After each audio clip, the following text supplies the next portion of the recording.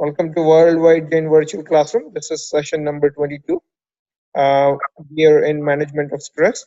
And last time we were in a stage of how to reduce the intensity of stress. And in that, one of the practices was to making a right selection of right Devguru Shastra, right idols and right ideals in our life. When we end up with the wrong ideals and wrong idols, then we follow what they tell us, or we try to imitate them. We try to become like them. And if they have wrong principles, then ultimately, eventually, we will be in a very stressful and miserable condition. So last time we talked about, a lot of people praying to the gods who have possessions, who have weapons, who have all sorts of kashayas and anger and all sorts of behavior. And we realized that why those type of idols and ideals are really not good for us in terms of stress management. Then we went into the stage of identifying the right idols and ideals. We talked about, talk about Jain. Ideally, we like to become stress free, so we want to make someone who himself is a stress free, completely free of stress and kashayas, possessions, or any types of behavior like that. So who is that? So in Jainism says only Arihantas or Siddhas are like that. So then we need to know the true nature of Arihantas and Siddhas. And so according to what we have studied, is Arihantas and Siddhas are someone who is totally vitrag, जिसको कोई कषाय नहीं होती है. And we started asking ourselves question. Now there is a confusion, right? Who to select? Digambar say that okay, complete no naked, जिसमें आंखें भी खुली ना हो, ऐसे होते हैं. या फिर कैसे होते हैं, जैसे श्वेतांबर बताते हैं कि कपड़े हो या फिर आंखें भी खुली हो, या और फिर श्रावक अवस्था में भी आपको मोक्ष बताए. वो ये कौन सी बात सही है? Saurabh ji, are you there? Hello Saurabh ji. Yeah, I'm here. हाँ सौरभ जी, तो हमने लास्ट टाइम ये एक बात डिस्कस की थी कि जैसे श्वेतांबर में आंखें खुली बताते हैं वो मूर्ति प्रतिमा की. तो अगर हम एक सेकंड के लिए मान ले कि अरिहंत की आंखें, गॉड हैज आईज ओपन, तो would that be indication of कशा? बिकॉज आंखें खोलने के लिए बहिर्मुख होना जरूरी है ना. अगर वो हमारा कॉन्शियस एफर्ट के बिना आंखें खुली रह नहीं सकती है. और अगर आत्म ध्यान में जाना है, पहले ही आंखें बंद हो जाती है वो बाह्य इंद्रियों से संपर्क छोड़ने के लिए. तो फिर ये आंखें खुली रखना, ये कषाय का निर्देशन है कि नहीं है? हाँ, कह सकते हैं कषाय का निर्देशन है, बराबर. हाँ, तो फिर वो सही, अगर हमें अरिहंत का निरूपण करना है, हमें अरिहंत का स्वरूप समझना है और हमें अरिहंत के जैसा होना है, उनके दर्शन करना है, तो फिर हमें आंखें खुली रखे हुए उनको हम अरिहंत मान सकते नहीं मान सकते? अगर हम उनको अरिहंत मान ले तो हमें क्या नुकसान होता है? नहीं, अरिहंत मानने का मतलब एक तो हम उनका स्वरूप जाने, और जो हमारी प्रतिमाओं को बनाने का है तो वो तो अरिहंत भगवान के का प्रतिबिंब है ना. तो जैसे अरिहंत भगवान थे, हमने तो वैसा बनाया ना उनको. हाँ, नहीं, मगर अगर कोई ऐसा मान लेता है कि आंखें खुली है वैसे अरिहंत होते हैं, तो अगर समझ लो ऐसा मान लेता है, उसको मालूम नहीं अरिहंत का पूरा स्वरूप, तो उसको क्या नुकसान होता है? नहीं, नुकसान क्या, भाई किसी चीज को जानने के पहले आप उसमें एंट्रेंस कैसे कर सकते हैं? अगर आपको नॉलेज नहीं तो उसका कुछ भी ना, कुछ फल नहीं लगता. मतलब टोडरमल जी के अकॉर्डिंग बहुत कम मात्रा में पुण्य का बंध होता है, और उपयोग इससे ना रहने से पाप का ही बंध होता है, सीधा सीधा. मगर मान लीजिए कि अगर जिसको देवगुरु शास्त्र का सच्चा स्वरूप मालूम नहीं है, उसको अरिहंत का स्वरूप भी शायद मालूम नहीं होगा. जैसे कि अरिहंत कैसे होते हैं, आत्मा में आत्मज्ञान किसको बोलते हैं, आत्मा का उपयोग स्थिर होना किसको बोलते हैं, जब तक हमें यही नहीं मालूम है तब तक हम उस प्रोसेस को कर नहीं पाते. जब तक हम उस प्रोसेस को कर नहीं पाते तब तक सम्यक दर्शन प्राप्त होता नहीं है. तो फिर ये जो समझना है, ये जो आंखें खुली रखना, ये जो अरिहंत का स्वरूप है, ये सच्चा स्वरूप नहीं है, समझना भी जरूरी होगा ना. कि आंखें खुली ही होती है तब तो उसके साथ तो सम्यक दर्शन हो नहीं सकता ना. इसमें देखिए ऐसा है कि पंच परमेष्ठी का स्वरूप मालूम ना होना अपने आप में एक कसाय है ना। हम कहते हैं ना कि हमें मालूम ही नहीं था कि उनका क्या स्वरूप है, हमने नमस्कार कर लिया तो हमें उससे पाप नहीं लगेगा ना, लगेगा भाई। उनका स्वरूप ना मालूम होना अपने आप में कसाय है ना। और हाँ, मिथ्यात्व है ना, कसाय है अपने आप में। और सीधी बात है, इफ वी आर इंटेलिजेंट तो हमें कोई भी चीज ग्रहण करने से पहले उसके बारे में जानना चाहिए ना। आज देखो हम लोग कितने स्मार्ट हो गए, हम कोई सिटी घूमने जाते हैं, कोई कंट्री घूमने जाते हैं तो गूगल मैप पे पूरे निशान बनाते हैं, पूरा प्लानिंग करते हैं, कहाँ से कहाँ जाना है, कितने किलोमीटर है, कहाँ का क्या वेदर है, कौन से कपड़े लेने, स्टडी करके जाते हैं ना। ऐसे ही इफ इंटेलिजेंट तो हमें भगवान की स्टडी होना चाहिए ना, कि उनका क्या स्वरूप है, कैसे है, क्या मिथ्या मान्यता है, क्या सम्यक मान्यता है, वो होना चाहिए। तो सौरभ जी, एक ये बात सही है, मगर ये मैं थोड़ा काउंटर क्वेश्चन करना चाहता हूँ इसमें, जिससे तो थोड़ा हमारा ये कॉन्सेप्ट ज्यादा क्लियर हो। समवन मे आर्ग्यू कि क्या फर्क पड़ता है, what difference does it make, because one arihant is a sarvagya anyways, right? So how does it matter कि आंखें खुली हो या बंद? तो इसमें क्या कहना है आप? देखिए, मैंने अभी बताया था आपको कि अरिहंत भगवान की प्रतिमा, मूल जो अरिहंत है उनका एग्जैक्ट प्रतिबिंब है। अब प्रतिबिंब कैसे है कि मान लीजिए हम किसी से अपना फोटो निकलवाने गए, पासपोर्ट साइज फोटो निकलवाया हमने, और हमने तो आंख खोल के फोटो निकलवाई और उसने हमारी आंख बंद कर दी, तो हम वो फोटो उससे लेंगे कि नहीं लेंगे? हम उसको थैंक यू बोलेंगे कि झगड़ा करेंगे? हम उससे बोलेंगे देखो भाई, आप आंख बंद ना करो, मेरी आंख जैसी आए ना उसको वैसी रहने दो। मेरे बाल को आपको ना, मुझे आपको टकला करने की जरूरत है ना मेरे बाल बढ़ाने की जरूरत है, मेरे बाल जैसे हैं वैसा रहने दो। ये मेरी कोई इंपॉर्टेंट डॉक्यूमेंट में फोटो लग रही हो, मैं जैसा हूं वैसा ही रहने दो मुझे, तो ठीक है। तो ऐसे यहाँ भी है, अरिहंत जो मूल रूप में थे वे जैसे थे वैसा ही तो प्रतिबिंब बनाया जाएगा ना। अब उसके विपरीत हम कैसे बना सकते हैं? तो सौरभ जी, कोई लोग ऐसे भी आर्गुमेंट कर सकते हैं ना कि आंखें खुली रहने के लिए जरूरी नहीं कि आंखें खुली रहना है वो कषाय का निरूपण है। आंखें तो वैसे भी कैसे, कुछ लोग आर्गुमेंट करते हैं कुछ लोगों की आंखें तो नींद में भी खुली रहती है, तो वैसे अरिहंत के भी आंखें खुली रहती है। तो ऐसा कोई आर्गुमेंट करते तो उसका हम क्या जवाब देंगे? नींद में देखो वो बीमारी है, और यहाँ हम अब जो बोल रहे हैं ना, नींद में आंखें खुली रहती है, तो आप संसारी और जो मोक्षगामी है, मोक्ष चले गए हैं या केवल ज्ञानी है, तो संसारी चीजों की तुलना आप केवल ज्ञानी से कैसे कर सकते हैं आप? हाँ, तो केवल ज्ञानी को तो वैसे भी नाम कर्म का उदय है, मगर बाकी इतना पुण्य का उदय की बीमारी होने का सवाल ही नहीं है वहां पे। हाँ, तो वो तुलना ही सही नहीं है ना, कंपैरिजन सही नहीं है कि भाई कहाँ संसारी हो कहाँ केवल ज्ञानी, उनकी आंख से उनकी आंख का क्या तात्पर्य है, कोई मतलब ही नहीं बात। देखिए ये सारे कुतर्क जो क्या होता है प्रेरित जी, ऐसे ही लोग करते हैं जिनको कुछ मालूम नहीं होता है। जिनको कुछ मालूम होता है उनको तो मालूम है ना, वो क्या बोलेंगे? उनको तो सही स्वरूप मालूम है, वो कुछ बोलेंगे ही नहीं।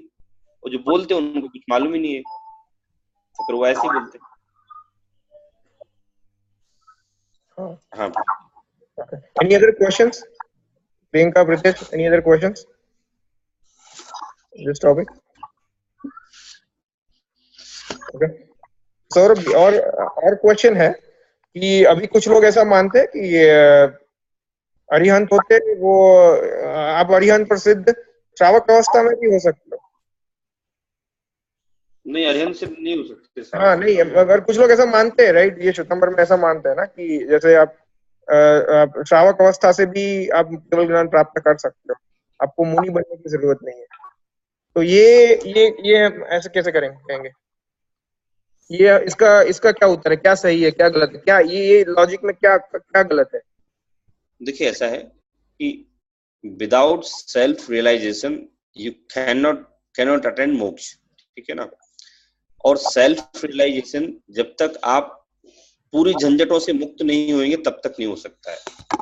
पता है हमें क्या लगता है, मतलब हमें अपनी स्टूडेंट लाइफ में क्या लगता था कि यार अपने पापा अच्छे हैं यार, कोई टेंशन नहीं उनको, बस हमें डांटते रहते हैं, हमें ऑर्डर देते रहते हैं, हमारी लाइफ कितनी बेकार है।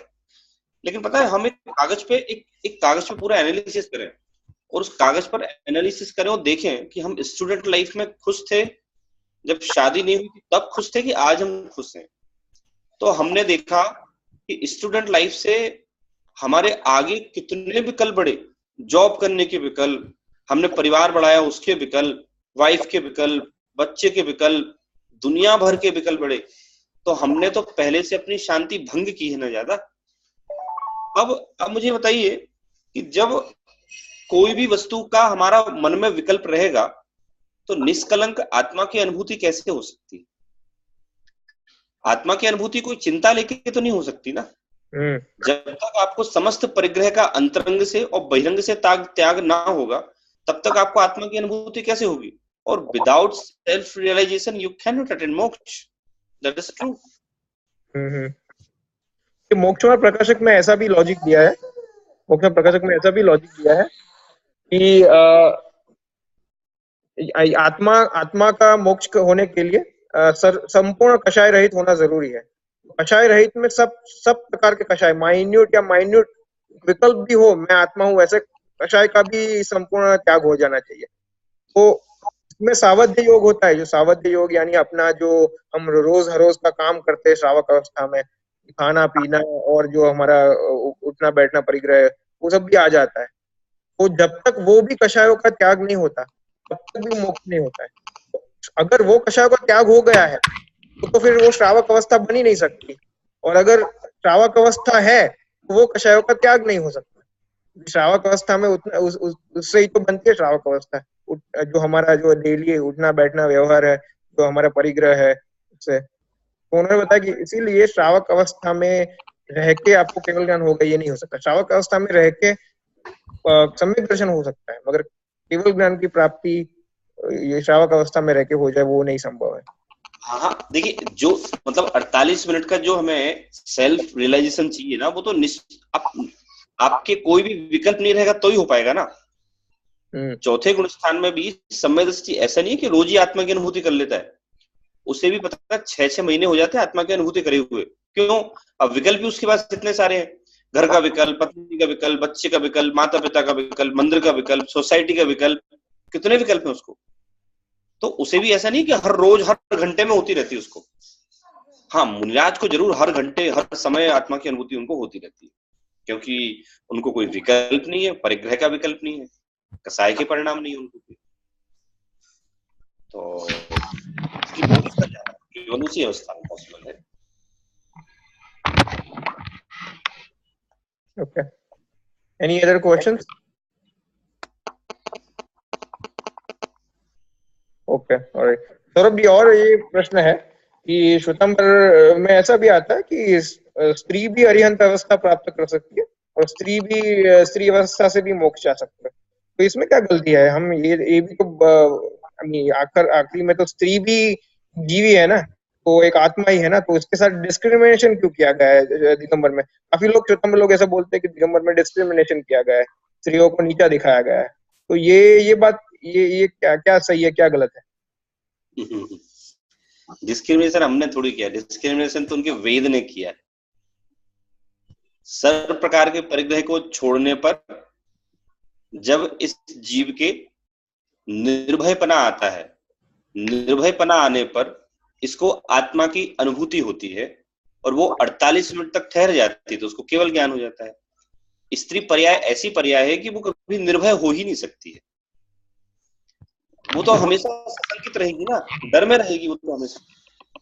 तो और वस्त्र का त्याग हो नहीं सकता, स्त्रीलिंग में पूरी तरह से वस्त्र का त्याग नहीं हो सकता। जब वस्त्र का त्याग नहीं होगा तो संबंधी विकल्प भी नहीं जाएंगे, जब विकल्प नहीं जाएंगे तो फिर आत्मा की अनुभूति कैसे होगी निर्विकल्प 48 मिनट तक?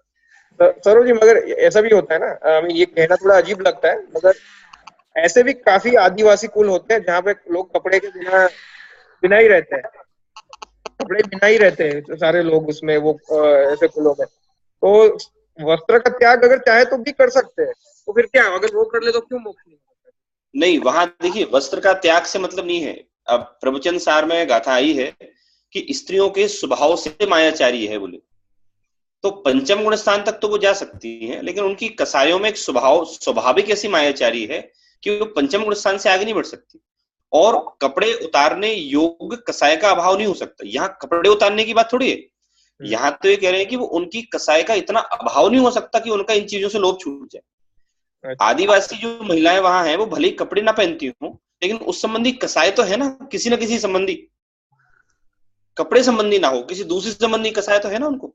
हाँ, जो लेवल का कषाय मुनिराज को होना, कषाय रहित अवस्था जो मुनिराज की होनी चाहिए वो नहीं होनी हो सकती, वो आप कहना चाहते हाँ हाँ, मतलब हाँ मतलब निशंकित नहीं हो सकती वो। हैं? तो कसाय बनी रहेगी, जब कसाय बनी रहेगी तो फिर आत्मा की अनुभूति कैसे होगी? हाँ। और सौरभ जी, ये बात मैंने कहीं पढ़ी थी, जैसे श्वेतांबर में कहते हैं कि मल्लीनाथ हमारे छे वो स्त्री पर्याय में थे, तो अभी मुझे एक बात मेरे ध्यान में आई थी, जैसे कहीं मैंने पढ़ा था कि भरत क्षेत्र के जितने भी तीर्थंकर होते हैं वो सारे जन्म से सम्यक दृष्टि होते हैं। ये बात सही नहीं, है? तीर्थंकर तो सम्यक दृष्टि होते हैं, हाँ हाँ, 3 ज्ञान के धारी। यानी जन्म जन्म से ही सम्यक दृष्टि होते हैं ना, ये जहाँ हाँ हमने हाँ, जन्म से। तो फिर ये बात लॉजिकल, ये लॉजिक में यहाँ पे ये होता है कि अगर मल्लीनाथ स्त्री पर्याय में थे और अगर वो भरत क्षेत्र के हम उनको तीर्थंकर माने तो वो जन्म से ही सम्यक दृष्टि होने चाहिए। और अगर वो जन्म से सम्यक दृष्टि थे, मीन्स अगले भाव में ही सम्यक दर्शन प्राप्त किया था, तो फिर उनको स्त्री पर्याय मिल नहीं सकती सम्यक दर्शन के साथ। वो तो सब मानते हैं, दिगंबर श्वेतांबर सब, कि सम्यक दर्शन के बाद स्त्री पर्याय नहीं मिलती। हाँ सही है। तो फिर ये लॉजिक कुछ बैठता नहीं है ना।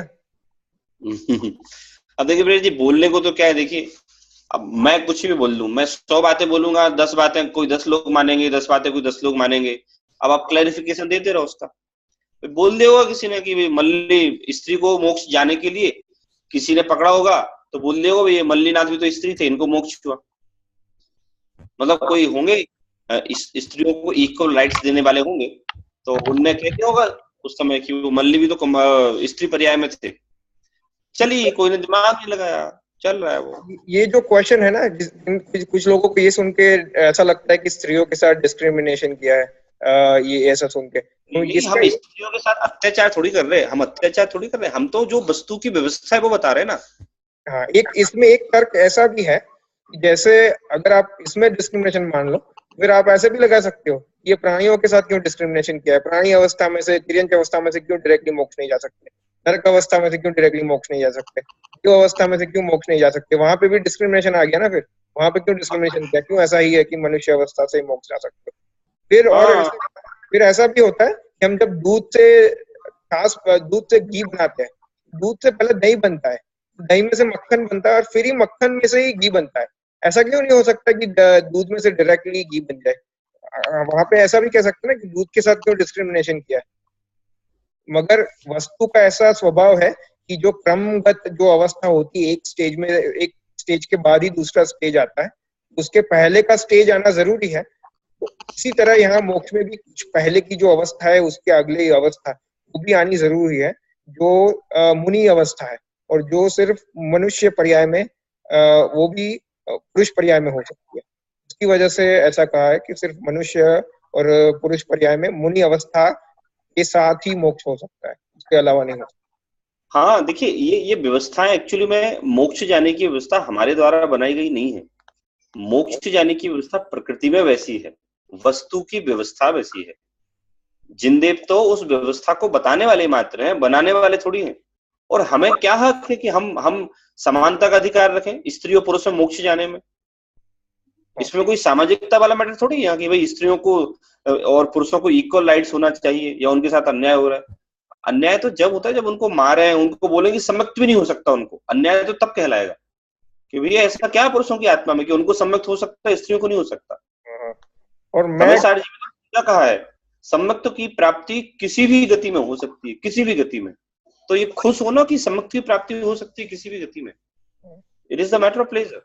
और सौरभ जी, मैं एक्चुअली ये अपने रत्नकरण श्रावकाचार्य पढ़ रहा था, तो वो पढ़ते पढ़ते मुझे रियलाइज हुआ कि उसमें जो लाइफस्टाइल का प्लानिंग बताया गया है ना, तो मुझे ऐसा लगा कि ये लाइफस्टाइल प्लानिंग इतना कंड्यूसिव बताया गया है इवन स्त्रियों के लिए, क्योंकि क्या बताया गया है, सब घर का, हमको रात्रि भोजन का तो मना ही किया है, मगर उसमें ऐसा कहा है कि सारा जो अपना आरंभ होता है शाम का, तो खाना पीना, घर में सब साफ करना, किचन में, और सारे लोगों का खाना पीना, तो उसमें ऐसा नहीं कहा है कि सिर्फ पुरुष को रात्रि के जस्ट थोड़े पहले से खा लेना चाहिए। ऐसा बताया कि घर के ऐसे प्लानिंग करो कि घर के सारे मेंबर, जो स्त्रियां आखिरी में खाती है, उनका भी खाना रात से पहले हो जाए, उनका नॉट बस खाना, उनका किचन में से ही पूरा बाहर निकलना रात से पहले हो जाए, तो फिर वो मंदिर जा पाए, कुछ स्वाध्याय कर पाए।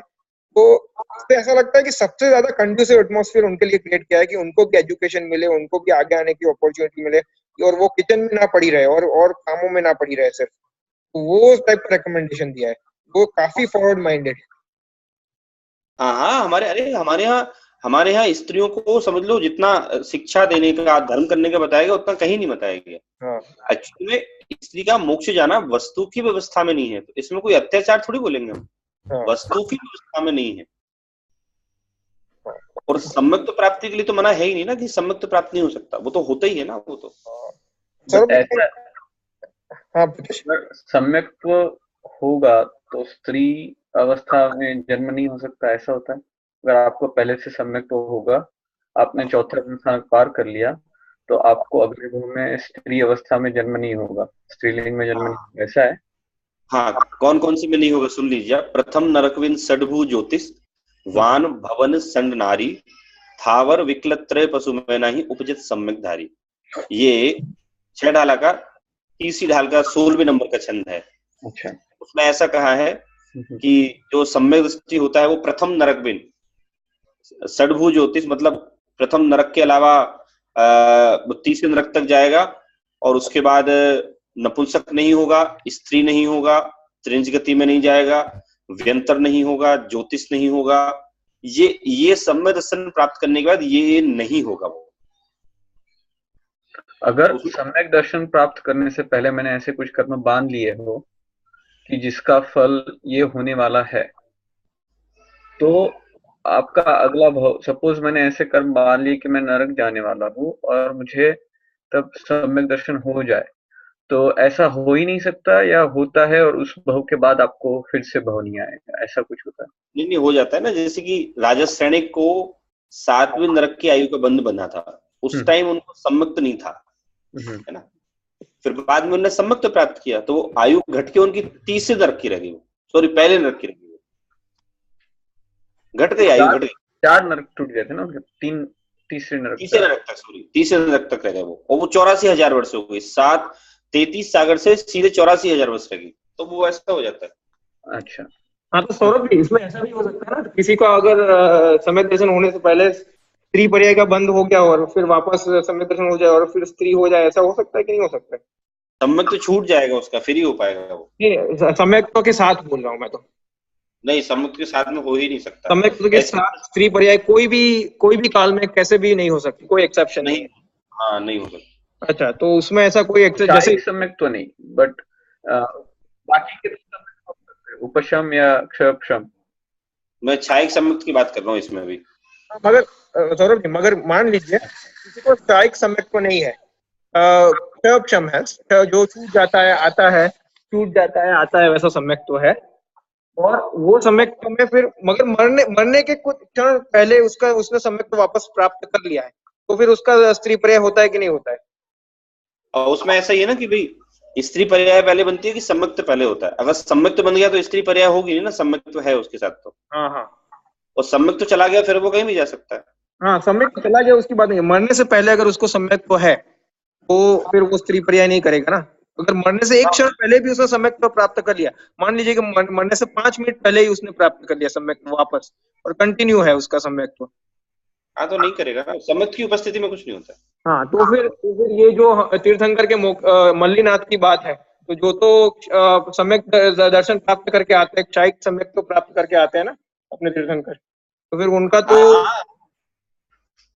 तो कभी भी वो स्त्री पर्याय होना संभव ही नहीं है ना फिर। नहीं पॉसिबल। उनका स्त्री पर्याय में ऐसा पॉसिबल नहीं है कि आपको स्त्री लिंग में जन्म हो, बट अगर आपको उपशम या क्षयपशम हो तो आपका वो क्षयपशम और उपशम जनरली आता जाता रहता है, तो आपको चला गया तो आप स्त्री लिंग। अगर मरने से पहले अगर सम्यक दर्शन हो गया तो नहीं हो सकता। मरने से पहले अगर सम्यक दर्शन साथ है, हाँ, जब तक साथ है तब तक स्त्री पर्याय नहीं हो सकती। और स्त्री पर्याय में जब है तब सम्यक तो पा सकते हैं। हाँ, तो क्षायिक सम्यक तो पा सकते हो जब स्त्री पर्याय में हो तब। हाँ, तो स्त्री से फिर स्त्री नहीं होगा वो। हाँ, बट उस पर्याय में जब आप हो तब आप क्षायिक सम्यक तो प्राप्त कर सकते हो। अब देखना पड़ेगा, मेरे ख्याल से तो नहीं कर सकते, लेकिन एग्जैक्टली देखना पड़ेगा। क्योंकि हम कहते हैं ना किसी भी गति में क्षयिक सम्यक तो किसी भी गति में सम्यक तो प्राप्त कर सकते हैं किसी भी गति में। तो जब हम ये कहते हैं तब हम ये भी कहते हैं कि क्षयिक सम्यक तो होगा या वो उपशम या अक्षयक्षम नहीं, हो। स्टार्टिंग तो ऑप्शमिक से ही होगी। अच्छा, तो हाँ, मतलब ऐसा अगर तिर्यंच गति में क्षयिक नहीं सम्यक होगा। तो आ रहा है तो वो कभी क्षयिक सम्यक तो होता ही नहीं है। नहीं, क्षयिक नहीं होता है कभी। स्त्री पर्याय में आ रहा है तो क्षयिक सम्यक नहीं होगा। और चलो तिर्यंच पर्याय में नहीं होगा। नहीं, जब नया पहली बार आ रहा है, पहली बार जब मैं समझो मैं तिर्यंच गति में हूँ और पहली बार मुझे सम्यक आ रहा है तो वो क्षयिक सम्यक तो आ सकता है मुझे। नहीं होगा, नहीं होगा, नहीं होगा।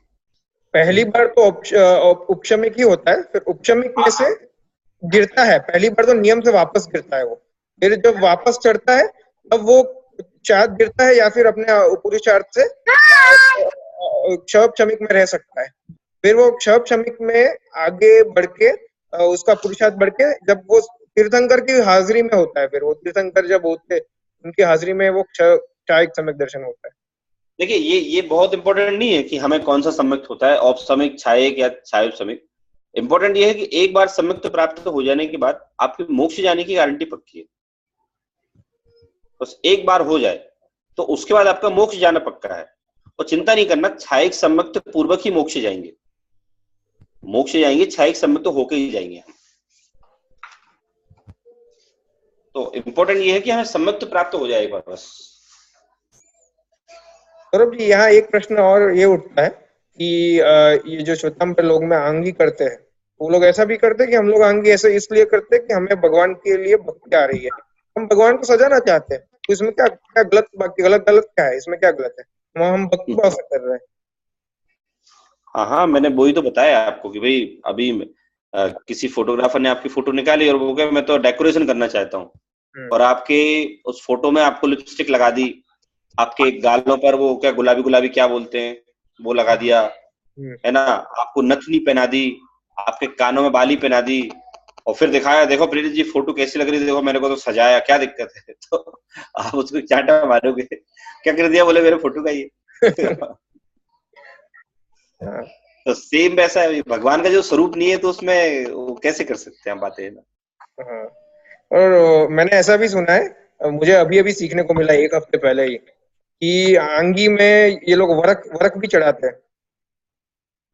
हाँ, चढ़ाते। वरक तो वो कुछ उसमें तो प्रॉब्लम है ना, वो कुछ नॉनवेज वाला फंडा है उसका। तो उसमें क्या होता है, जयपुर में बनती है, पूरे इंडिया की बर्फ जो बनती है ना सबसे ज्यादा जयपुर में बनती है। एक प्लेस है वहाँ, छोटी चौपड़, मेन सिटी में है। बर्क बनाने वाले सारे मुस्लिम लोग रहते हैं, हिंदू बर्क नहीं बनाते। क्यों नहीं बनाते?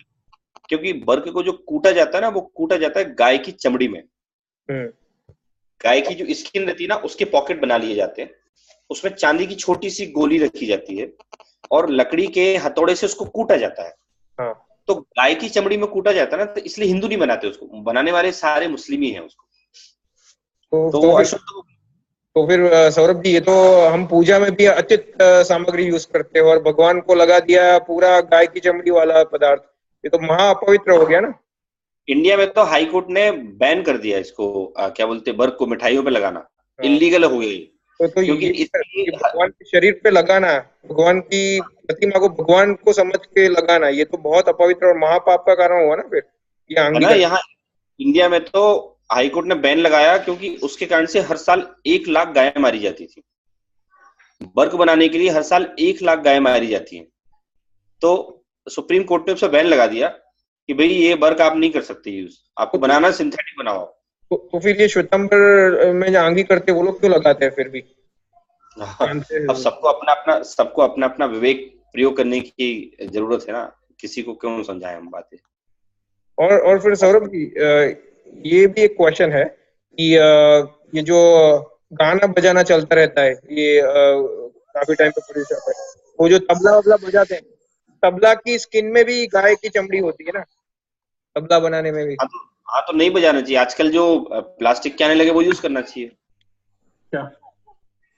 हाँ, नहीं बजाना चाहिए।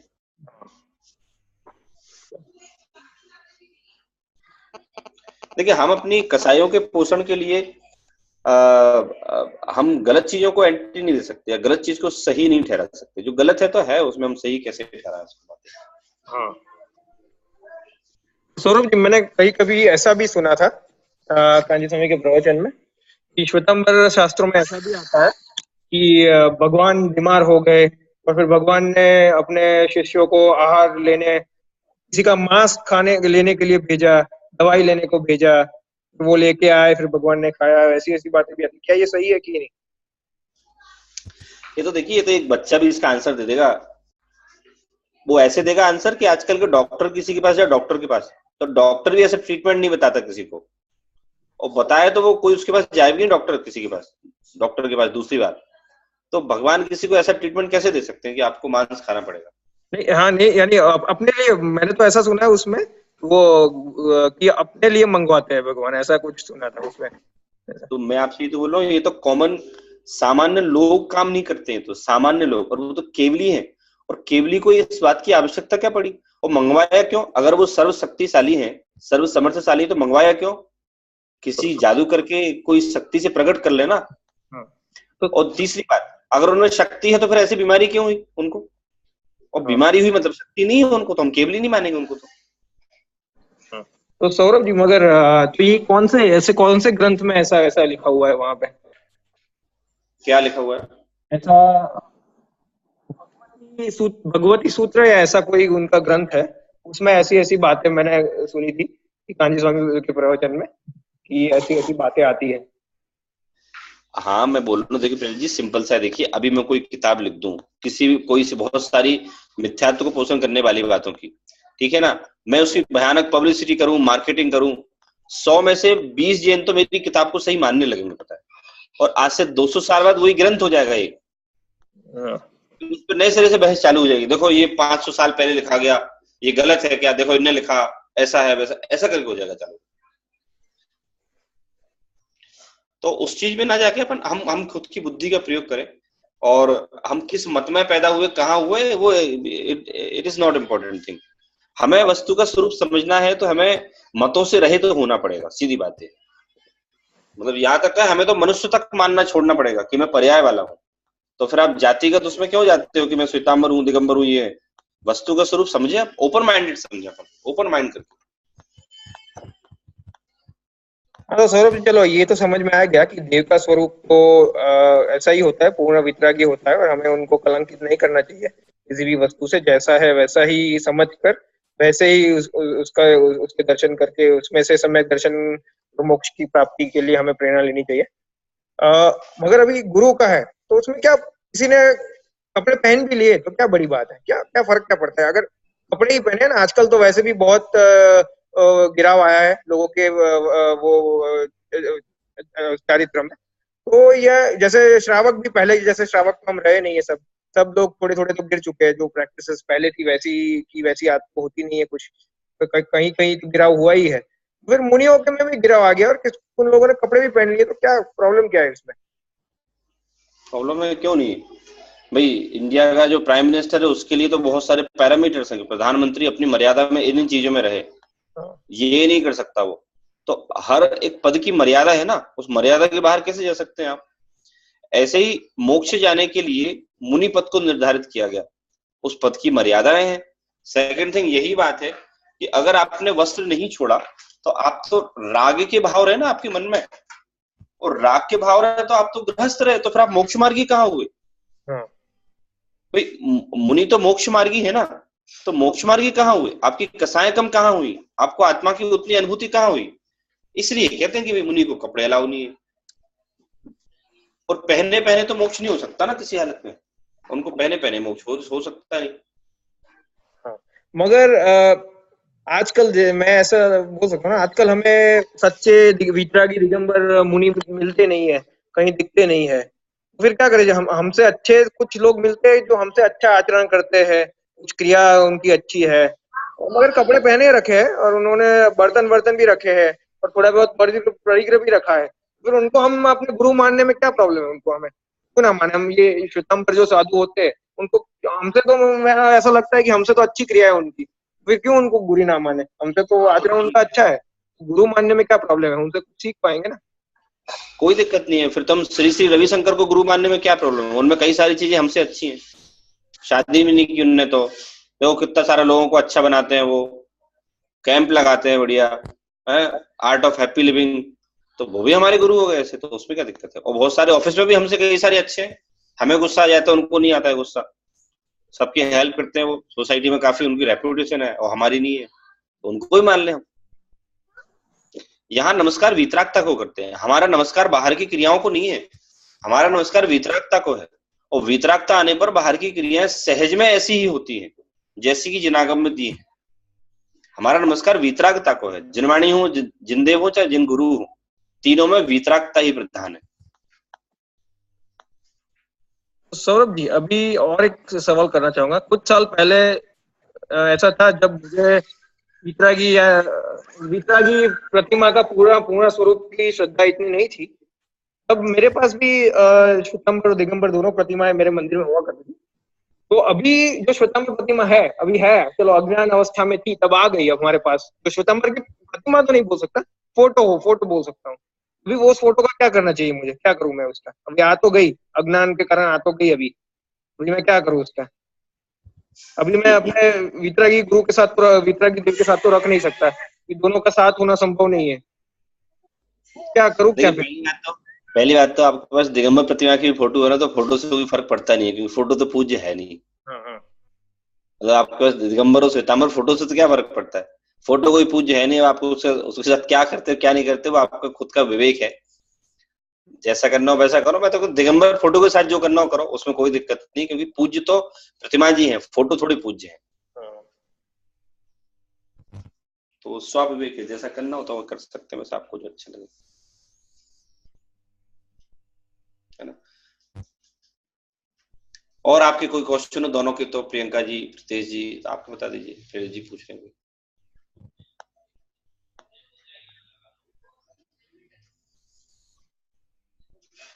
हाँ प्रीतेश जी। नहीं, मैं सोच रहा हूँ सिर्फ। हाँ देखिए, ये क्या होता है प्रीतेश जी, एक्चुअली में क्या होता है, मैं इन चीजों की कभी डिस्कस इसलिए नहीं करता हूँ कि ये पता है ऐसे ये विवादास्पद मैटर है। ये क्या करते हैं, व्यक्ति को मूल तत्व को समझने से रोकते हैं। मेरी क्या सोच है कि पहले आदमी मूल तत्व समझे और समझने के बाद खुद निर्णय ले। मैं उदाहरण के तौर पे बताता हूँ, आपको एक उदाहरण देता हूँ छोटा सा। एक लेडी गर्भवती थी, प्रेग्नेंट थी। अब वो लड़का ऐसा आया गर्भ में कि उसके पिताजी की डेथ हो गई, वो बैंकरप्ट हो गए। लेकिन पिताजी क्या कर गए थे कि अपनी डायमंड मर्चेंट थे उसके पिताजी, तो सारी संपत्ति बेच के ना हीरे खरीद के रख गए थे। और उन्होंने अपनी पत्नी से बोला कि देखो, जब मेरा बेटा 21 साल का हो जाए ना, तो उसे ये हीरे दे देना, वो बेचेगा, फिर अपना व्यापार चालू कर लेगा। जब 21 साल का हुआ ये, तो पहुंचा ये, समझ लो बॉम्बे पहुंचा, जवेरी बाजार में। और इसने कोई व्यापारी को दिखाया कि ये मेरे पास हीरे हैं और मैं उस गांव से, उस नगर से आया हूँ। तो उन्होंने बोला, यार उस नगर में तो मेरे एक बहुत बढ़िया मित्र रहते थे, बहुत साल हो गए मिला नहीं मैं उनसे। तो बोले, मैं उनके बेटा हूँ। बोले, अरे बेटा तुम चिंता नहीं करो, बोले तो मैं तुम्हारे हीरे खरीद लूंगा, लेकिन पहले एक काम करो। तो पिताजी ने मेरे से कहा था कि तुम्हें काम सिखाना है मुझे, तो तुम 6 महीने काम सीख लो मेरे साथ। और उनने सेफ में, अलमारी में क्या बोला कि अपनी हीरे की पोटली अपने हाथ से रख दो, लॉक लगा दो, चाबी ले लो, उसको सील कर दो। फिर 6 महीने बाद एक काम करना, 6 महीने बाद तुम अपने हीरे ले लेना और बेच देना, या मैं ही खरीद लूंगा। अब 6 महीने काम सीखते सीखते होगा इसको। तो 6 महीने बाद इसने कहा, अब काका अब बहुत टाइम हो गया, 6 महीने हो गए हैं, अब मुझे लगता है कि मैं अपने हीरे ले लूं और मैं बाजार में बेच के मैं भी अपना कोई काम चालू कर लूं। हाँ बेटा, चाबी तुम्हारे पास है, सील तुमने लगा रखी है, तो निकाल लो, तुम्हारे हीरे, मुझे तो पता ही नहीं कहाँ रखे तुमने, अलमारी में। निकाले तो पोटली खोली और आंखों में से आंसू आने लगे। तो काका ने पूछा, बेटा क्या हुआ? काका, ये तो कांच के टुकड़े हैं। बोले, अब मुझे बताइए, अगर पहले दिन वो बोलते काका कि ये कांच के टुकड़े हैं, तो वो मानता क्या? तो उसने क्या अपने विवेक से निर्णय लिया, 6 महीने उसने सीख लिया कि असली और नकली हीरा क्या है। तब जाके काका को बताना नहीं पड़ा कि बेटा वो नकली हीरे हैं। उनने चाबी उसको दे दी, सील लगवा दी कि बेटा तुम ही रख लो, नहीं तुम मेरे पे शक करोगे, मैंने बदल लिए, मैंने तुम्हारे हीरे चोरी कर लिए। उसने 6 महीने बाद अपने विवेक से निर्णय लिया। ऐसे ये सारे मैटर विवेक से निर्णय लेने के मैटर हैं ये। इसमें मैं क्या समझाऊं, कोई और क्या समझाए। 6 महीने ट्रेनिंग लें हम, फिर देखें कि भाई अब मेरे पास असली हीरे आए कि नकली हीरे आए। बहुत ही बढ़िया एग्जांपल है सौरभ जी, और मैं इससे काफी मतलब एक्सपीरियंस कर चुका हूँ। मुझे में पिछले प्रेरित ने भी देखा है और मुझ में काफी फर्क आ गया है पिछले 6-8 साल में। मैं जो पहले करता था काफी सारे चेंजेस आ गए। अभी यहाँ पे फॉर्चुनेटली हमारे यहाँ पे जो कॉमन टेम्पल है, मतलब हिंदू जैन, अभी हिंदू जैन है साथ में, उसमें जो जैन भाग है उसमें भी श्वेतांबर और दिगंबर प्रतिमा साथ में। तो मैं जब भी जाता हूँ तो मेरा फोकस दिगंबर प्रतिमा पे ही रहता है, और मैं घर पे भी दिगंबर प्रतिमा लाने की सोच रहा हूँ। मेरे पास एक प्रतिमा ऑलरेडी है, दिगंबर प्रतिमा। क्योंकि मुझे जब से मैं जैन तत्व परिचय पढ़ना चालू किया, जब से मैं समझना चालू किया, तब से मुझे काफी सारी चीजों का मतलब आपने जैसे कहा समझ आ गई है। कुछ कुछ चीजें हैं अभी भी जो मैं सोचता रहता हूँ। अभी मतलब मैंने कोई निर्णय नहीं लिया इस तरफ या उस तरफ, बट मैं सोचता रहता हूँ, उसके बारे में पढ़ता रहता हूँ। मेरा कोई ऐसा नहीं कि यही सही है वही गलत है, बट डेफिनेटली काफी सारी चीजों में मैंने निर्णय कर लिया है और मैं वैसे करता हूँ। और धीरे धीरे स्लोली बट स्टेडीली मैं सही रास्ते में जाने की कोशिश कर रहा हूँ। देखिए मैं अपना पर्सनल व्यू बताऊं ना, मैं क्या करता हूँ। देखिए मुझे पता है मुझे किसी के कोई स्टेटस से मालूम मतलब नहीं है जी। मैंने आज तक पता है, मैंने इंडिया में भी यहाँ भी मैं कहीं भी जाता हूँ ना, मुझे नहीं मतलब कि वो दिगंबर है श्वेतांबर है, दिगंबर में कौन सा दिगंबर है, श्वेतांबर में कौन सा श्वेतांबर है। मैं इन चीजों की चर्चा ही नहीं करता। मेरा तो एक मतलब मेरा काम केवल मूल चीज को बताना है। अब अगर आप में बुद्धि होगी तो आप पकड़ोगे, नहीं होगी तो नहीं पकड़ोगे। तो ये सारे मैटर तो क्या विवाद के मैटर हैं, झगड़े के मैटर, मैं कभी नहीं पढ़ता इनमें। मैं कहता हूँ मूल चीज जो है वो बताना, उससे समझौता नहीं करता मैं। मूल चीज जो है वो बताएंगे बराबर, लेकिन समझौता उससे नहीं करेंगे।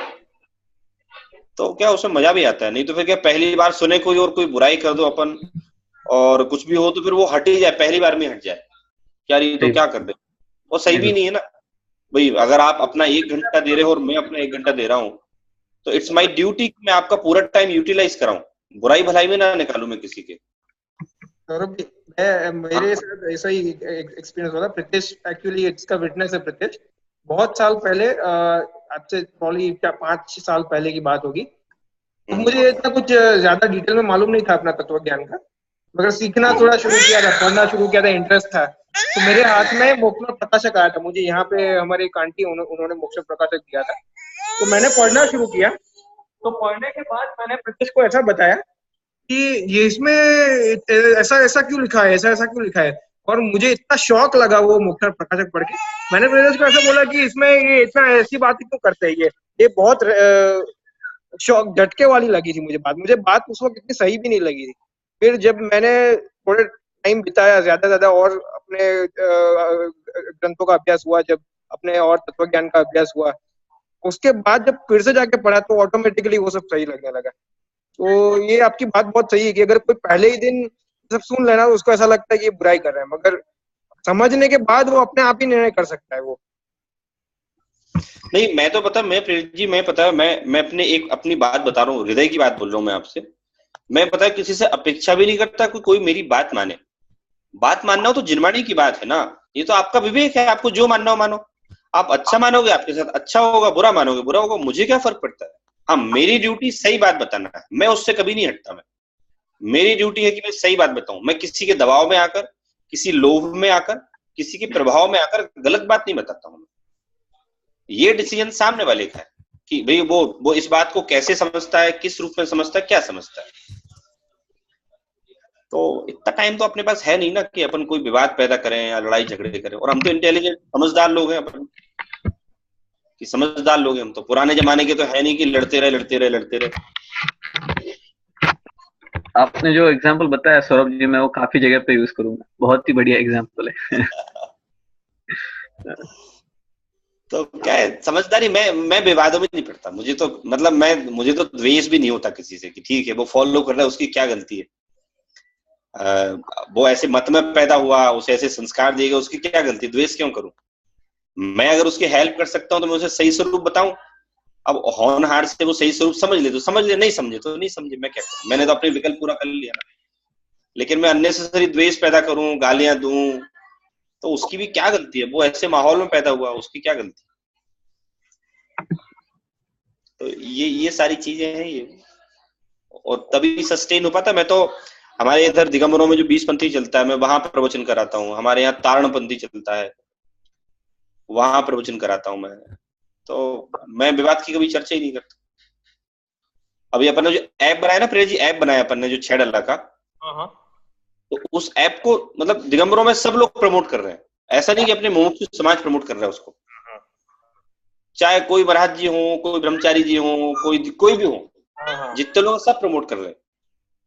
क्योंकि मैंने उसमें कोई विवाद का मैटर डाला नहीं ना कि कोई एक एक एक पर्टिकुलर व्यक्ति से संबंधित है ये वो तो मूल 6 डॉलर ग्रंथ है जो पूरे दिगंबर समाज में काफी वेल एक्सेप्टेड है। हाँ, अब मैं मान लो उसमें मान लो केवल एक मान लो मैं कांजी स्वामी का नाम डाल देता, या डॉक्टर हुकुमचंद बहारेल का नाम डाल देता, स्मारक का नाम डाल देता, तो वो फिर दूसरे लोग द्वेष करते उससे। भाई मुझे कांजी स्वामी के प्रति श्रद्धा, वो तो मेरे मन में है ना, वो तो स्मारक के प्रति है, वो तो मेरे मन में है ना, तो मुझे बाजार में लाने की जरूरत थोड़ी है। और बात तो अल्टीमेटली उनकी आगे पहुंचा रहा हूँ ना, बात तो मैं उन लोगों ने कहा कि प्रचार करो, तो अपन कर रहे हैं ना उस चीज का काम। वो लोग तो भी यही चाहते हैं ना कि प्रचार हो इस अपने तत्व ज्ञान का, तो चाहते ही चाहते। तो हो रहा है, वो 3,500 लोग डाउनलोड कर चुके अभी तक। क्या प्रतीश जी?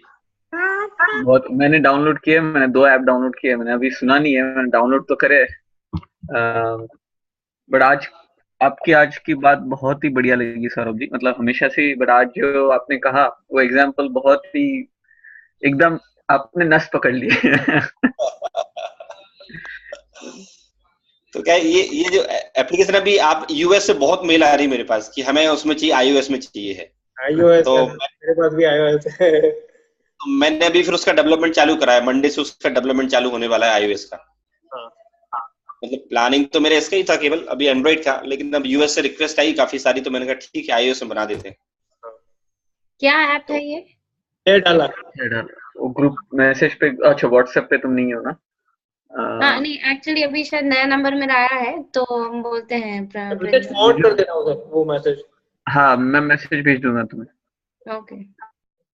जैसे आप डालेंगे ना उस पर, गूगल प्ले पर डालेंगे ना 6 डालर, जैन 6 डालर, एक ही है, राइट। तो आ जाएगा 6 डालर आ जाएंगे आपके सामने।